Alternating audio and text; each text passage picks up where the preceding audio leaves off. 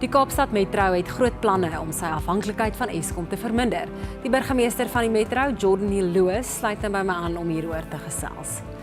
Jordan, so this year's devastating power cuts and the many days of stage 6 load shedding that we had, what did it cost the city of Cape Town?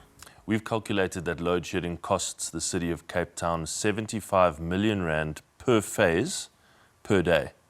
So phase 2 load shedding or stage 2 load shedding, that's 150 a day. Stage 3, 225 and so on. Enormous economic cost. So what are your plans to make the city less dependent on Eskom? It actually builds on something that I just heard Inga saying in your previous segment. I think South Africans have become far too accepting of the failure that is load shedding. And they've just felt that there's no solution to it. They have to just wait for someone or something to sort it out. And I don't think that we just have very little confidence in Cape Town that Eskom or the national government is going to sort it out. And so we're going to get on and try and do it as best as we can ourselves.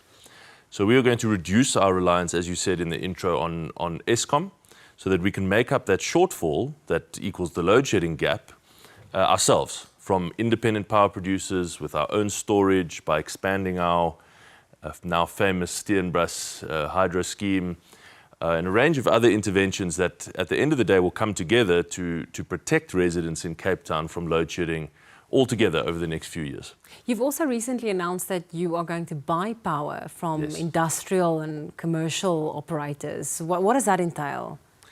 So previously, Cape Town's actually been paying for power, excess power that people produce from their roofs for a few years, but not cash. We've been allowing people to run up a credit on their municipal account. We're now saying we're going to go further than that. We're actually going to pay you cash. We will EFT you money at the end of the month for power that excess power that you sell back to the city. We're starting with those who've got the biggest roofs, factories, distribution centers, warehouses, because they obviously can produce the most power. But it's absolutely our intention, once that system is up and running and we've got the payments flowing, to extend it to residents and private homes as well. What has the response been to your announcement? Absolutely overwhelmingly positive and fantastic. And we just really hope that there's a big uptake, particularly among those people, those factories with the biggest roofs, because it can make a meaningful difference.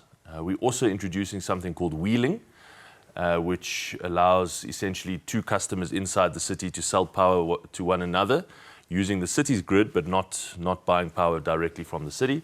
So that's another exciting thing that we're doing. So we're really trying to push the boundaries of what is happening in the power and electricity generation space in South Africa, all with the absolute focus of getting us to the end of load shedding and protecting residents from that failure as soon as possible. And what about demand side management? Yes. What does that entail?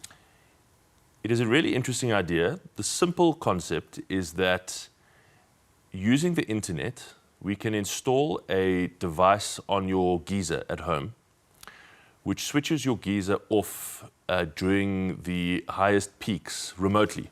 You wouldn't even know it. It would only be off for an hour. And you would obviously give us permission to do this. It's totally voluntary. No one will be forced to do it. But because your geyser is the biggest source or user of power in your house, usually about a third of a normal home's power is just on its geyser. So by doing that, by switching it off remotely through the internet, we can actually save a whole stage of load shedding in Cape Town. So it can make a huge difference. So what we want to do is go to residents in the city and say, we will pay you, we'll actually incentivize you to install one of these devices. And when we use that power, you'll get a notification on your phone or whatever the case is, and we'll go and remotely switch it off for an hour. It won't affect your life in any meaningful way, but it will really help the whole city. But doesn't this place a massive administrative burden on the Metro? Not just that, but all the other interventions that you've just referred to. There's certainly an additional administrative burden, but nothing we can't handle, and the cost of all of that is tiny in comparison to the cost of load shedding and what it does to the economy, what it does to people's lives, what it does to people's safety. And most important, well, very importantly, as Inga was just saying, what it does to people's perceptions about the future and about progress in our country. And that's really important to us in Cape Town. We want people to feel a sense of optimism about South Africa again, and crucial to that is just stopping beurtkrag. So Meridian Economics have said that we can Yeah. solve the country's energy crisis by 2025. What role can municipalities play in helping to solve the crisis? Yes, I read that report. I completely agree with it. The key point that I've made is that there's absolutely no technical reason South Africa even needs to have load shedding.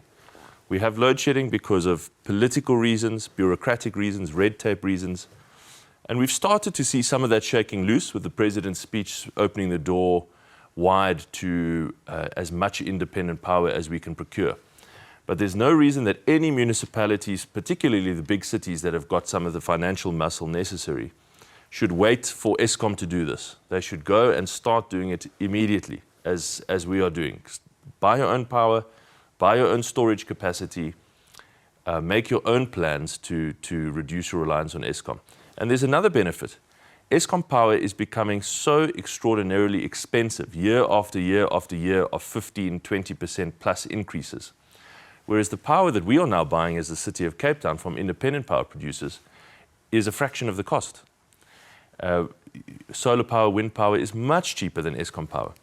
So we actually have in the future the potential of bringing power prices down, which would be a really great additional benefit. So you refer to the president's energy plan that he recently announced. He's also opened the door for the private sector to play a decisive role, and that's something the DA has been asking for a long time. Does he deserve praise for that announcement?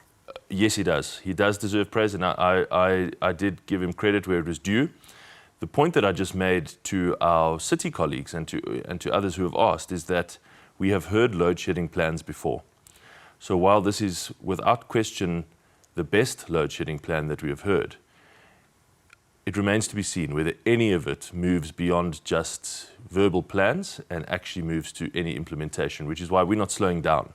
If I had a high sense of confidence that there was actually the impetus and political will necessary to solve this at a national level, I would reconsider our investment strategy going forward because it may not be necessary. But I have such a low degree of confidence in the ability to turn that plan into any meaningful action that we're going to press ahead.